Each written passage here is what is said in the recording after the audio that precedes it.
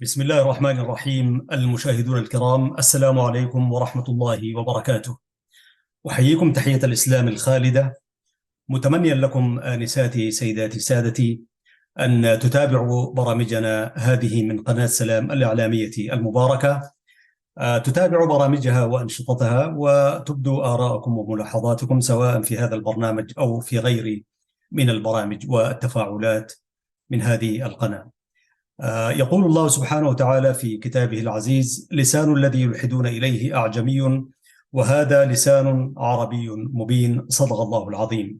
بهذه الآيات المباركات أرحب بكم سيداتي سادتي في رحاب الحلقة رقم 70 في برنامج مع اللغة العربية، ولا نزال نقلب صفحات من صفحات كتابنا ومناضلينا وأساتذتنا الكبار للكاتب المناضل الأستاذ المرحوم محمد برهان حسن آدم، الذي كتب كتابا في غاية الأهمية: تاريخ حركة تحرير إريتريا، محطة من محطات مسيرة النضال الوطني الإريتري. وقد استعرضنا لكم في جزئين من هذا البرنامج، واليوم سيداتي سادتي أتشرف جدا أن نواصل سلسلة قراءتنا لهذا الكتاب المهم، وأولا اعترافا بدوره الوطني الكبير، ثانيا لأنه كتب كتابه باللغتين العربية والتجرينية، ثم ثانيا لأنه لم يتحدث إلى وسائل الإعلام، والمعلومات التي وردت عن حركة تحرير إريتريا هي في غاية الأهمية، ولذلك نولي هذا الكتاب أهمية قصوى، وسنقدم ما نستطيع تقديم من صفحات نرى أنها ذات أهمية. في الصفحة رقم 44 تحت عنوان اللجنة الوطنية. اللجنة الوطنية صاحبت مسيرة حركة تحرير إريتريا، فيقول في هذا العنوان: يتناول أسباب وظروف تكوين اللجنة الوطنية. يقول الكاتب رحمة الله عليه: في بداية شهر يوليو من عام 1962 وصل إلى أسمرة إدريس محمد حسن قنشرة، واجتمع مع قيادة مركزية أسمرة، وقدم لنا في هذا الاجتماع اقتراحا يتضمن ضرورة تشكيل لجنة احتياطية تقوم بمهامنا في حال تعرضنا للاعتقال. من جانبنا رفضنا الاقتراح، كما يقول الشهيد محمد برهان، رفضنا ذلك الاقتراح بحجة أننا لا نريد أن نكرر التجربة مع اللجنة التي تشكلت بعد اجتماع أسمرة عام 1961، والتي تم تجميدها وتجميد نشاط الحركة ثم باشرت من جديد. ذلك يقول عندما حضر الكاتب المناضل الأستاذ محمد سعيد ناوي، لأن تشكيل تلك اللجنة تسبب في تجميد النشاط لمدة شهرين ونصف حتى تم حلها. وأصر إدريس محمد حسن قنشرة قائلا: يا جماعة، إن هذه اللجنة لن تكون بديلا عن هذه القيادة التي تقود العمل بكل اقتدار، بل هي تشكل كاحتياطي، أي تتشكل كاحتياطي، وهذا معمول به في جميع التنظيمات السرية، وأننا لا نريد أن ينهار التنظيم في حال تعرضكم للاعتقال، ومعكم بعض العناصر النشطة والبارزة، وهذه اللجنة ستكون من العناصر التي ليس لها احتكاك بالقاعدة وبعيدة عن الشبهة. هذا ما قاله السيد إدريس محمد حسن. وذكر لنا كما يقول الكاتب الأسماء، والمذكورون لم يكونوا منتظمين في خلايا، أي في خلايا التنظيم السري حفاظا على وظائفهم، إنهم فعلا بعيدون عن الشبهة.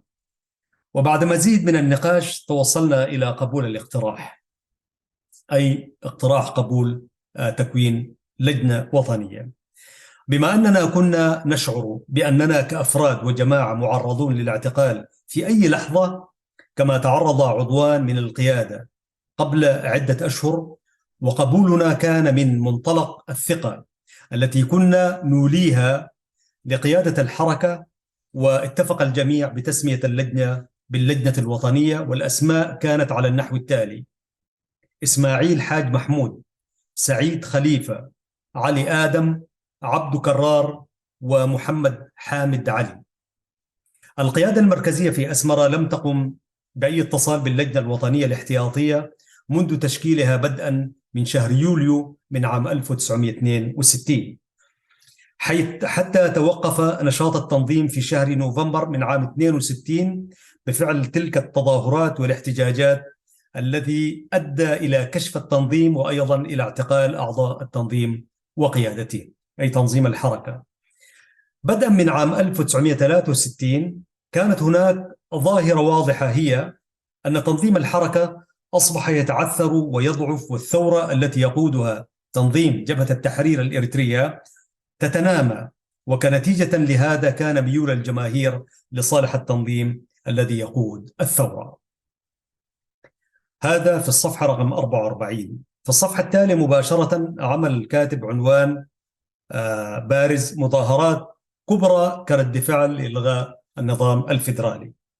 بعد إلغاء النظام الفيدرالي وضم إريتريا إلى إثيوبيا، وصل عمر قونحتا إلى أسمرة وطلب الاجتماع بالقيادة المركزية بأسمرة، وعقد الاجتماع في منزل محمد زبوي الواقع في الشارع ماركوني، وحضره من أعضاء القيادة كل من موسى أرحو، أحمد دين عبد القادر، كحساي بهلبي، نور عبد الحي، سعيد ياسين نصر الدين، محمد زبوي، تكؤو إحدقو، ومحمود إسماعيل. في هذا الاجتماع كما يقول الكاتب رحمة الله عليه، تحدث السيد عمر قونحتا قائلا: إن قيادة الحركة كلفتني بتبليغكم بقرارها بأن تسير المظاهرات في أسمرة وفي جميع المدن الإريترية، ذلك للتعبير عن رفض الشعب الإريتري لقرار إلغاء النظام الفيدرالي، وأن سكوت الشعب الإريتري بدون أن يظهر اعتراضه بشكل من الأشكال تعتبر موافقة ضمنية بضم إريتريا إلى إثيوبيا، فالقيام بالمظاهرة كرد فعل إنما يظهر للعالم رفضه قرار إلغاء الفيدرالية. بعد الاستماع لكلمة السيد عمر قونحتا، كان رد أعضاء القيادة برفض الفكرة بالإجماع، وكانت حجتهم: إذا ما سيرت المظاهرة سيكشف أمر التنظيم، وسيتعرض أعضاء التنظيم وقيادته للاعتقال بالجملة، وهذا يعتبر بمثابة انتحار للتنظيم. لكن أصر السيد عمر قونحتا قائلا: عليكم أن تلتزموا بقرار قيادة الحركة في تسيير المظاهرات.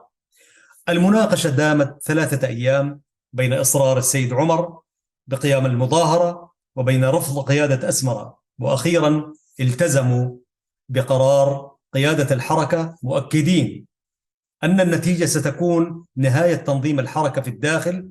ثم توالت الاجتماعات للتحضير للمظاهرة، وشاركت في الإعداد للمظاهرة القيادة والكوادر المتقدمة والبارزة ورؤساء التشكيلات، ووزعت الأدوار. على سبيل المثال الأستاذ ولدنكي الأبرهة قطاع المدرسين، وبعض رؤساء التشكيلات بمهام تبليغ أصحاب المحال التجارية بإغلاق محلاتهم. دبساي قبر سلاسة كلف بتحريك قطاع الطلاب، وقام الزميل ولدنكي الأبرهة بكتابة الشعارات بلغة التجرينية والإنجليزية، وحدد ساعة الصفر لانطلاق المظاهرة، وأن يكون التجمع أمام بلدية أسمرة الساعة 7 صباحا. وتحرك المتظاهرون الساعة 8، ووقفوا ربع ساعة أمام السفارة البريطانية، ثم توجهوا نحو الكاتدرائية، وهنا واجههم الكابتن عبد الرحمن بقوات من الشرطة، وحذرهم مطلقا زخات من الرصاص في الهواء، ومن ثم هاجم المسيرة بقوات الشرطة، واقتحم صفوف المتظاهرين بالسيارات، وبدأت مشادات بين المتظاهرين وقوات الشرطة في كل شوارع العاصمة أسمرة. تم القبض على عدد من المتظاهرين، ومن قبض عليه في تلك الساعة تم اقتياده إلى مراكز الشرطة. ثم توالت اعتقالات الشباب أكثر من أسبوع، وأقيمت 15 لجنة للتحقيق، وهكذا سجل التاريخ ذلك اليوم بيوم الرفض والتحدي. واستمرت محاولات متكررة لتأسيس نواة الثورة في الميدان، حيث تم إخراج قوات الشرطة من مدينة مصوع في أوائل شهر ديسمبر من عام 1962. والزميل محمود إسماعيل الحاج هو الذي في إمكانه إعطاء معلومات مفصلة عن خروج هذه القوة، لأنه هو الذي أشرف على إخراجها، هكذا يقول الكاتب. ثم كانت هناك محاولة ثانية لإخراج قوات شرطة أخرى من مدينة جندع وماي أطال، ذلك في عام 1963 بين شهري أغسطس وسبتمبر، وقال بأنه سيتناول ذلك بالتفصيل. وفي عام 1965 كانت محاولة أخيرة لتأسيس مجموعة مسلحة في الميدان تابعة للحركة، ولكن المحاولة انتهت بمأساة، حيث اصطدمت قوات جبهة التحرير الإريترية بتلك المجموعة. طبعا حدثت مشادات، مش مشادة، مواجهة كما ذكر. وكثير من الناس أو من المحللين يقولون إن بداية الكفاح المسلح 61 كان خصما على استمرارية وتاريخ الحركة. أكثر من ذلك، هناك من يرى أنه ليت المسألة استمرت بتنظيم الحركة، بحيث أنه يتم تجيش الشعب سياسيا وينقلب الشعب كله على المنظومة التي ألغت النظام الفيدرالي، ومن ثم يعني كانت ستسلم إريتريا من ثورة طويلة استمرت 30 عام، ودفع الشعب ما دفع، خاصة إذا ما وضعنا في الاعتبار الحرب الأهلية اللعينة التي دارت بين تنظيمات إريتريا. ويكفي خروج جبهة التحرير 81 بتلك العملية التي لا يمكن وصفها إلا بأنها كانت جريمة من جرائم الثورة. أيا كان الذي بدأ بالفكرة أن الميدان لا يحتمل أكثر من تنظيم، دخلت فيها قوى غير وطنية وأخرجت قوى وطنية، وجرى ما جرى تحت الجسور وبين الدفاعات. ربما الحركة لو كانت استمرت عزيزي المشاهد، كان المشهد التاريخي برمته كان اختلف، وربما كان اختلف هذا الواقع الذي نعيشه الآن. فأنا يعني من الذين يميلون لو استمرت الحركة بتجيش الشعب ورفع وعيه داخل المدن، والعملية كانت ماشية خلال كل الحركة عاشت 3 سنين وأفرزت ما أفرزت من تلك المرحلة، مرحلة الوعي. فما بالك عزيزي المشاهد لو كانت استمرت الحركة بذلك العنفوان وذلك يعني الاندفاع، كانت ستحدث ما تحدث، ولكنها كانت أقدار من الله سبحانه وتعالى. الشهيد محمد برهان حسن آدم في كتابه تاريخ حركة تحرير إريتريا يتحدث متى توجه إلى السودان وثم العودة مرة أخرى. العودة إلى ألمبكة، يعني اللي هو السجن المؤبد. يقول: خرجت من السجن في شهر نوفمبر من عام 1962، وبعد أسبوع من خروجي من السجن تم خروج قوات الشرطة من مدينة مصوع في بداية شهر ديسمبر، وكان المشرف على إخراج هذه القوة هو السيد محمود إسماعيل الحاج، عضو القيادة المركزية لأسمرة. عندما علم الزميل بخروجي من السجن التقى بي سرا وأخبرني أنه أشرف على خروج تلك القوة، بما أن زملائنا أعضاء القيادة كانوا جميعا في المعتقل نتيجة للمظاهرات التي قاموا بها كرد فعل لضم إريتريا إلى إثيوبيا. لذا ناقشنا معا متطلبات هذه القوة، واتفقنا أن نذهب معا إلى بورت السودان لنرفع التقرير ونطلب احتياجات هذه القوة من مؤن وإشراف. قبل تحركنا ذهبنا إلى منزل السيد سعيد درنكاي، فاستقبلتنا زوجته. عندما سألناها عن زوجها قالت لنا إنه خرج.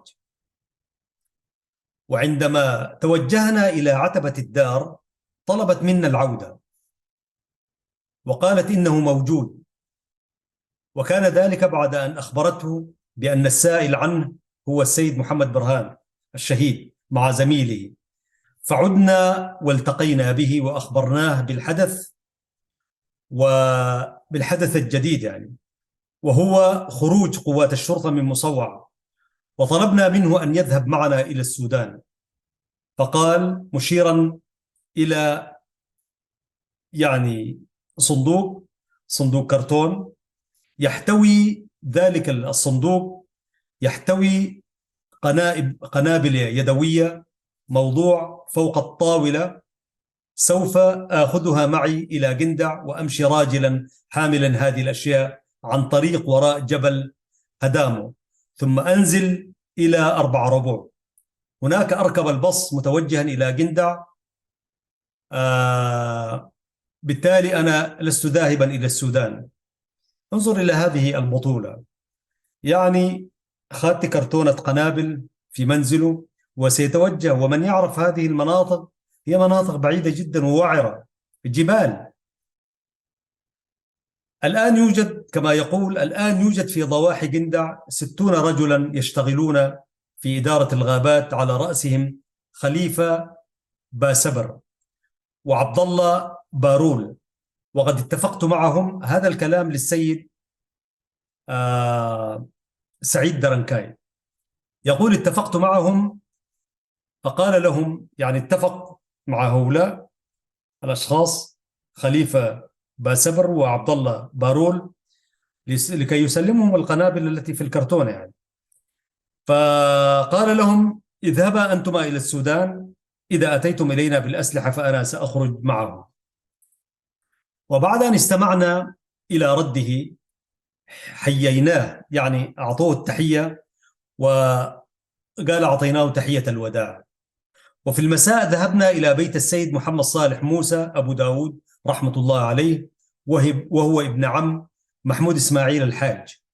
وفي بيت محمد صالح موسى وجدنا السيد محمد إسماعيل بيكولو، وقد تبادلنا الرأي معا وأخبرناهما عن وجهتهنا ثم غادرناهما. في الصباح الباكر ركبنا البص من أسمرة إلى عدخالة، ومنها إلى ثم إلى غندر شلقة، ثم إلى باسندوة على الحدود السودانية. وأخيرا وصلنا إلى القضارف ونزلنا في بيت سراج محمد نور، وكنت قد تعرفت به في أسمرة كحركي، يعني منضم للحركة، واجتمع بنا. ومكثنا عند سراج 3 أيام، وعند وصولنا للقضارف كان أول شهر في يناير من عام 1963.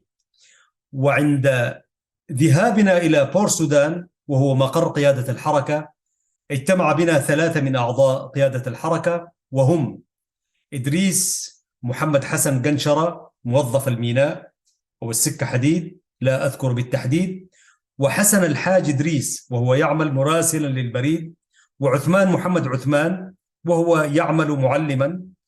في هذا الاجتماع أبلغناهم عن خروج عناصر من الشرطة في مدينة مصوع إلى الميدان، وأن هذه القوة في حاجة إلى المؤن والإشراف. وقالوا لنا بعد أن استمعوا إلى تفاصيل عدد أفراد هذه القوة ونوع السلاح والمناطق التي توجهت إليها، إننا لا نستطيع أن نعمل شيئا في الوقت الحاضر، ونرى تأجيل الموضوع إلى حين عودة السيد محمد سعيد ناود من سفره رحمة الله عليه.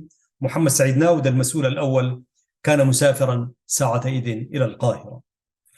يقول الكاتب: وبعد خروجنا من الاجتماع اكتشفنا أن قيادة الحركة لم تكن على مستوى حجم العمل الوطني المتنامي، وهم قابعون في وظائفهم.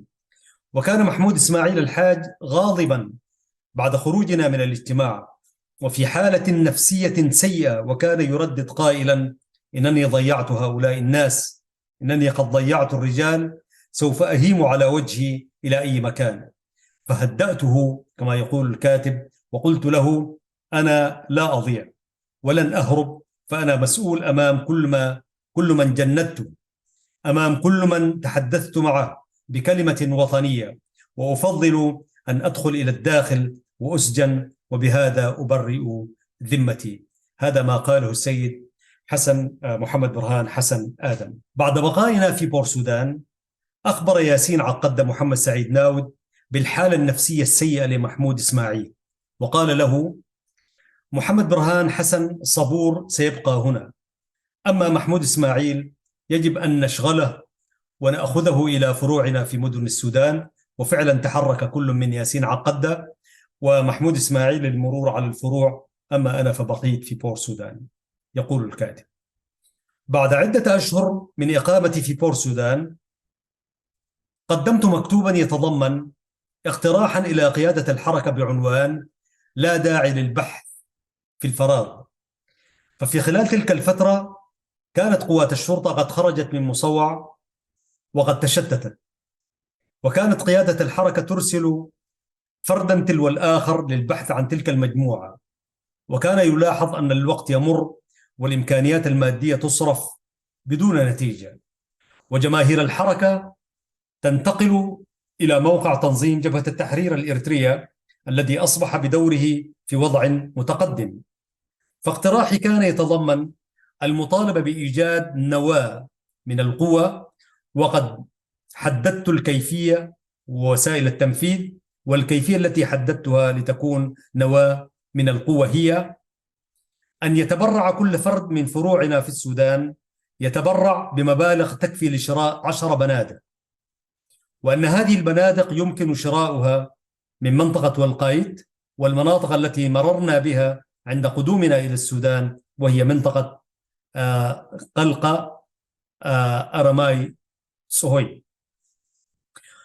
وقلت إن قوات جبهة التحرير لا زالت نواة، وأن ما كوناه نحن نواة من القوة بحكم خبرتنا في العمل السياسي والتنظيمي، سوف نكون في وضع متقدم ومتفوق. وقد قبل اقتراحي إلا أنه لم يترجم على أرض الواقع. هذا الاقتراح قبلته قيادة الحركة، لكنه لم يطبق على أرض الواقع. بعد عودة الزميل محمود إسماعيل من الفروع تبادلنا الرأي وتوصلنا إلى رؤية مشتركة، وهي أن هؤلاء الذين يقودون هذا التنظيم القابعون في وظائفهم لم يفهموا ما يجري في داخل إريتريا، وبالذات بعد إعلان الثورة بقيادة جبهة التحرير الإريترية.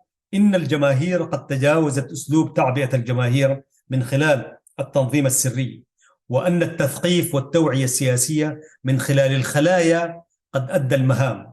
بعد كشف التنظيم السري وبعد المظاهرة، فإن التفكير والتوجه السائد عند الجماهير هو العمل العلني ومواجهة العدو بقوة السلاح.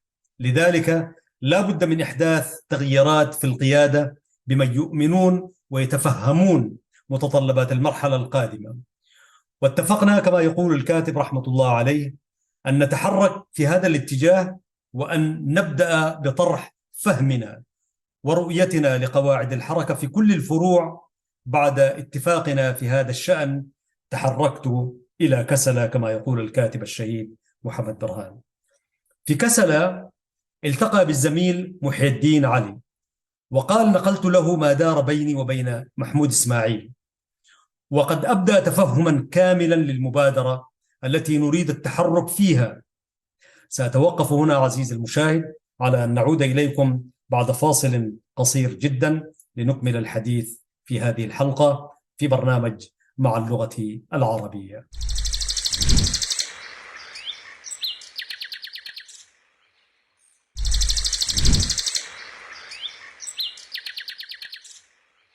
عزيزي المشاهد وعزيزتي المشاهدة، نعود فنكمل ما بدأناه من حديث. في الفصل الثاني يقدم الكاتب المرحوم الأستاذ محمد برهان حسن آدم تحت عنوان رئيسي نظرة نقدية لكتاب حركة تحرير إريتريا: الحقيقة والتاريخ، للأستاذ الكاتب المؤسس محمد سعيد ناود رحمة الله عليه. يقول في الصفحة 59: كتاب حركة تحرير إريتريا: الحقيقة والتاريخ. تحت هذا العنوان إن ظهور مثل هذا الكتاب يعتبر بادرة طيبة. وقد قلت في مقدمتي عندما رأيت الكتاب لأول مرة كم كان فرحنا أنا وأمثالي ممن كان لهم إسهامات بدرجات متفاوتة شعرنا أننا قد أعفينا من مسؤولية التقصير في الكتابة عن تنظيم الحركة ولو بشكل في مذكرات شخصية على الأقل. إن كان ما يثقل ضمائرنا عن هذا التقصير قد أزيح بظهور هذا الكتاب. ولكن بعد قراءة الكتاب وجدت مواضيع في 10 أبواب تستحق الوقوف عندها ومناقشتها. وعندما أخوض في الكتاب بنقد أو تعليق سألتزم الموضوعية متجردا عن أي نظرة ذاتية قدر الإمكان، بالرغم من أن الكتاب قد تناول أشياء يمكن تناولها بشكل فيه أكثر صراحة. إذا ذكرت الأفراد أو الجماعات في معرض مناقشتي حول المهام والمسؤوليات والأحداث والوقائع وصلة من كان لهم الدور الفاعل والمؤثر في نشاطنا العام في المنطقة التي كنا نشرف عليها، إلا أنني هنا سأكون محققا ومنتقدا ومصححا لما أراه من تناقضات مع وقائع فيما تناوله وأورده كتاب حركة تحرير إريتريا الحقيقة والتاريخ. سوف لن أتطرق إلى أفراد كأفراد بعينهم أو جماعة بذاتها، بل بما لهم من علاقة بالأحداث. هؤلاء الأشخاص زملائي لهم مني كل التقدير والاحترام، أما تحقيقي سينصب في جوهر القضية التي تستحق النقد والتعليق والتصحيح. يقول: بما أن كتاب حركة تحرير إريتريا الحقيقة والتاريخ تناول هذه الأشياء كلها، فإنني أريد أن أضع الأشياء في مواضعها بما توفر لي من المعلومات في هذا الشأن، بحكم أنني كنت من القياديين الأساسيين المشرفين على نشر تنظيم الحركة في كل منطقة أو مناطق المرتفعات، سمهر، مصوع، دنكاني، وحتى إثيوبيا، لأن الحقيقة التاريخية يجب أن تسرد كما هي وليس كما نراه. هناك ملاحظة عامة حول الكتاب. أولاً، عدم ترتيب النشاط والأحداث بالتسلسل الزمني، وهذا مما يجعل القارئ يتوه في أن يتعرف ويمسك ببداية نشاط العمل حسب حدوثه التاريخي، وهو يمر ببطء في انتشار وتوسع، ثم مرحلة نمو التنظيم بعد تراكمات من النشاط الذي بذل للوصول إلى هذا المستوى من التوسع والانتشار، ثم مرحلة الهبوط بفعل العوامل الذاتية والخارجية التي أدت إلى تعثر التنظيم، وهو ما مر عليه تنظيم الحركة. هناك أيضا كما يقول الكاتب المرحوم محمد برهان حسن آدم، والرحمة والمغفرة كذلك الأستاذ محمد سعيد ناود في كتابه الذي يقدم له نقدا كما وصفه بأنه نقد موضوعي، يقول: هناك أيضا عملية حشو في الكتاب، إذ يذكر أحداث لم تكن لها صلة بنشاط الحركة وصلب الموضوع، مثل الفصل الذي كرس للسلطان علي مرح والوقفة مع حسن عوض الله وزير الداخلية السوداني عام 1967، لمجرد أنه أعاد للكاتب جوازه السوداني بعد أن أملى عليه تعهدا بخط يده على عدم القيام بأي نشاط ضد إثيوبيا. هذا ما رآه المرحوم محمد برهان، ولكن ربما الأستاذ ناود يعني ذكره في سياق تناول الأحداث التي لها علاقة بحدث ما. على كل، يقول المرحوم محمد برهان: علما بأن حسن عوض الله هو الشخص الذي كان سينفذ اتفاقية تبادل المجرمين مع إثيوبيا، عندما أمر باعتقال كل العاملين في جبهة التحرير الإريترية من كادر متفرق ومقاتلين يقضون فترة استراحة في كسلا أو بور سودان، كذلك ممتلكات التنظيم تمهيدا لتسليمهم للسلطات الإثيوبية عشية انعقاد مؤتمر اللاءات الثلاثة في الخرطوم لمقايضة إثيوبيا بتعديل موقفها المعادي للعرب أثناء حرب الأيام الست. وتصدت لهذه المؤامرة جماهير الشعب السوداني بمظاهرة عارمة انطلقت من جامعة الخرطوم، شاركت فيها النقابات والاتحادات، وانضمت إليها قطاعات واسعة من أبناء الشعب السوداني، وتوقفت أمام وزارة الداخلية القريبة من الفندق الكبير الذي كان يعقد به المؤتمر، وسلمت مذكرة لوزير الداخلية تطالبه بالإفراج الفوري عن المعتقلين ورد ممتلكاتهم إليهم وإعلان ذلك من محطة أم درمان. وقد فعل أو تم ذلك، ولم يتضمن كتاب محمد سعيد ناود هذه الحقائق كما يقول الأستاذ محمد برهان. يواصل فيقول: الكاتب يعرف كيف كيف يقدم المعلومات لذهن القارئ، ولا يترك له لحظة ليتعرف على حجم الإنجاز الذي أنجز في الفترة الزمنية المعينة. بالتالي بحكم يحكم ويقارن مصداقية الإنجاز هذا أو هنا. أود أن آتي بالأمثلة على عدم ترتيب زمن الأحداث والنشاط في كتاب حركة تحرير إريتريا الحقيقة والتاريخ للكاتب الأستاذ محمد سعيد ناود. يقول الكاتب محمد برهان حسن آدم: يذكر حامد إدريس عواتي في الباب 9 تحت عنوان حامد عواتي وعلاقته بالحركة. عواتي أطلق طلقته الأولى عام 1961، ولكن الكتاب يتحدث عن عواتي بعد أن تناول نشاطات وقائع عام 62 63. لماذا لا يذكره في تسلسله التاريخي؟ لأن الحديث عن عواتي أي الزعيم في تسلسله الزمني ينبه القارئ أن الحركة لم تكن وحدها في الساحة منذ بداية عام 1961 وما بعدها.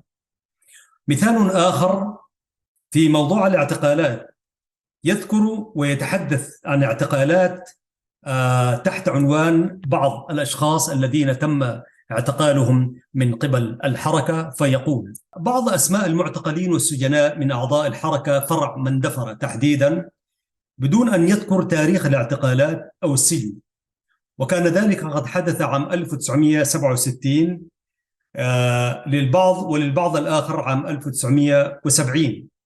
بعد هذه الصفحة ينتقل إلى صفحة أخرى يتحدث عن سجناء ألمبكة والتاريخ عام 1963. لماذا هذا الخلط؟ فسجناء مندفرة لم يعتقلوا لنشاطهم الحركي، بل بعد أن انخرطوا في تنظيم جبهة التحرير الإريترية، حيث اتهموا بإمداد الثورة بالملابس العسكرية، والبعض الآخر اتهموا بمقتل الكابتن أشبر أبرهة وعملية مقتل مبايي حدرة عام 1970، والتي نفذها فدائيو جبهة التحرير الإريترية. يقول الكاتب محمد برهان في الصفحة 61: وهناك أمثلة أخرى كثيرة، ولكن أكتفي بمثال ثالث. يذكر كتاب تاريخ حركة تحرير إريتريا الحقيقة والتاريخ في الصفحة 223 تحت عنوان عملية الشرطة الثانية، وقد حدثت عام 1963. بعدها يتحدث عن الديناميت ويقول: فكرنا في هذه العملية بعد فشل عملية شرطة جندع. وفي الحقيقة مسألة الديناميت كانت قبل عملية شرطة جندع. ثم يتحدث ما بعد صفحات الديناميت تحت عنوان طلب السلاح من مصر بعد فشل عملية الشرطة والديناميت. والحقيقة طلب السلاح من مصر كان قبل عملية الشرطة الثانية. وأنا، يقول محمد برهان، سوف أعلق وأوضح هذه الحقائق فيما بعد. عندما قلت في بداية السطور: الحقيقة والتاريخ يجب أن تسرد كما هي وليس كما نرى، هذا الكلام لم ألقه من فراغ. ثانيا، عدم ذكر التواريخ في كثير من مواضيع الكتاب. يعذر المؤلف لعدم تذكره تاريخ اليوم والشهر، لأنه كتب الكتاب بعد مرور 38 عاما، أي كتاب الأستاذ ناود، ولكن عدم ذكر عام الحدث وتجاهله فإن هذا يجعل العمل لا ينتمي إلى التاريخ بل إلى القصة. فتحت عنوان دور الجنرال إسياس قبر سلاسي مثلا في الإفراج عن المعتقلين، لم يذكر متى حدث ولا من هم المعتقلون ومن أين أتوا، هل من أسمرة أم من أديس أبابا. ثالثا، المغالطة وقلب الحقائق.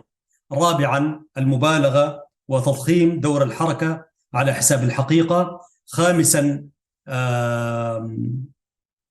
إخفاء بعض الوثائق، ويقول في الصفحة ذاتها: والآن أنتقل لمناقشة هذه الحقائق والملاحظات وغيرها من المواضيع المتضمنة في عدة أبواب في كتاب حركة تحرير إريتريا الحقيقة والتاريخ بقلم الأستاذ محمد سعيد ناود رحمة الله عليه. ولكن يشكر الكاتب ناود على إنجازه ذلك، وله عدة كتب نحن استعرضنا منها، وهو رجل دعم المكتبة العربية بكثير من الكتب، له الرحمة والمغفرة.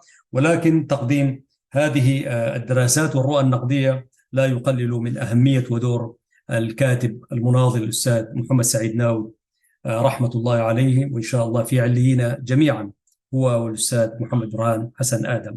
عزيزي المشاهد، نحن على خواتيم هذه الحلقة. على كل، الكاتب الأستاذ محمد برهان حسن آدم تناول جملة من الدراسات أو المواضيع والصفحات النقدية. تحدث في الباب الأول والباب الثالث مواضيع عدة، منها مؤتمر أسمرة وانتشار الحركة في الداخل، وكذلك قيادة المعهد الديني الإسلامي وقيادة الحركة بالداخل واللجنة الوطنية. وتناول بالتفصيل رؤيته وملاحظاته حول مؤتمر أسمرة. وبعد ذلك تحدث عن جملة من القضايا بما فيها تقديم الملاحظات، ثم انتقل إلى الفقرة الثانية والثالثة والرابعة والخامسة، وأورد عدة آراء ورؤى نقدية لما ورد في الكتاب. ولتصحيح معلومات المؤلف في الصفحة 70 يقول: ياسين عقدة أحد مؤسسي الحركة والمكلف بإدخالها إلى الداخل والمشرف على نشرها، وصل من السودان إلى أسمرة في شهر أكتوبر من عام 1959، وسجن في شهر ديسمبر من نفس العام، وقضى في السجن 6 أشهر بموجب المادة 10 التي تحدثنا عنها، وأفرج عنه في شهر يوليو من عام 1960، وبدأ نشاطه بالتجنيد في شهر أغسطس، وجند 6 أفراد حتى شهر أكتوبر. وفي 2 أكتوبر عام 1960 تم عقد اجتماع أول خلية مكونة من 6 أفراد. إذن يكون بداية نشاط الحركة في أسمرة في شهر أكتوبر عام 60، وليس كما ورد في النص بأن انتشار الحركة في أسمرة بدأ في النصف الثاني من عام 1959. هذه طبعا يعني مثل هذه الدراسات النقدية وتصحيح بعض المعلومات التي قد تسقط عن هذا المؤلف أو ذاك هي مسألة في غاية الأهمية. استمر الكاتب في رؤاه وتحليله لكثير من المسائل التي وردت في كتاب حركة تحرير إريتريا الحقيقة والتاريخ للكاتب الشهيد الراحل الأستاذ محمد سعيد ناود. ونحن نستعرض جزء مما ورد في كتاب حركة تحرير إريتريا، محطة من محطات مسيرة نضالنا الوطني، مذكرات شخصية للكاتب الأستاذ محمد برهان حسن آدم رحم الله الكاتبين المناضلين العزيزين. مستمعينا ومشاهدينا الكرام، سنكتفي بهذا القدر إن شاء الله في هذه الحلقة، وهي كانت الجزء الثالث من في سلسلة دراستنا وقراءتنا لما ورد في الكتاب الهام. نتوقف هنا عزيزي المشاهد، وإن شاء الله سنقدم الحلقة الأخيرة عن هذا الكتاب، وإن شاء الله نحن في برامجنا القادمة نولي مسألة صدور الكتب باللغة العربية، لأنه جزء من أهداف هذا البرنامج استعراضها وتقديم ما يمكن تقديمه تعميما للفائدة، لأن من صلب هذا البرنامج هو تسليط الأضواء على الأقلام الإريترية التي تدعم واقع اللغة العربية. ومعلوم أن هذا الكتاب كونه صدر في إريتريا مع تلك السياسة التي قضت على كل شيء له علاقة بهذه اللغة، نحن نكبر ذلك العمل الوطني الكبير. ورحم الله الأستاذ محمد برهان حسن آدم، وأسأل الله سبحانه وتعالى أن يجزيه خير الجزاء على ما قدم من أجل شعبه وأمته. كذلك نترحم على أستاذنا محمد سعيد ناود الكاتب والمناضل وأحد مؤسسي حركة تحرير إريتريا، لما قدمه من أجل هذا الوطن العزيز. طبعا إذا كانت لديكم آراء فيما ورد في كتاب الأستاذ محمد برهان، وبما لديكم فيما ورد في كتاب الأستاذ محمد سعيد ناود، هذا البرنامج على تم الاستعداد لقبول آرائكم واستعراضها كذلك في هذا البرنامج. في الختام أيها المشاهدون الكرام، نختم بما نبدأ به دائما الحديث. يقول الله سبحانه وتعالى في كتابه العزيز: لسان الذي يلحدون إليه أعجمي وهذا لسان عربي مبين. برنامج مع اللغة العربية من قناة سلام الإعلامية المباركة، يقدمه ويعده لكم أحمد شريف. تحياتي وتحيات زملائي في الإشراف والإخراج بما يخرج به هذا البرنامج بهذا الثوب الذي يليق بمقاماتكم السامية. لهم مني أجزل التحية والشكر والتقدير. السلام عليكم ورحمة الله وبركاته.